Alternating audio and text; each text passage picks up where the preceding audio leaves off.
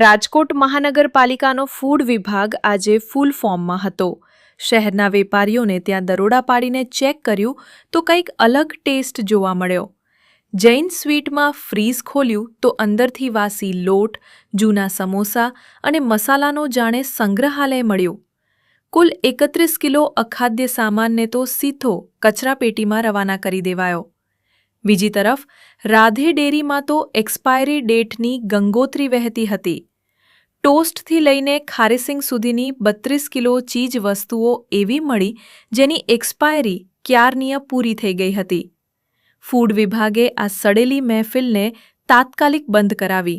ઉપરાંત 20 ધંધાર્થીઓને ત્યાં તપાસ કરી 8ને લાયસન્સના પાઠ ભણાવ્યા।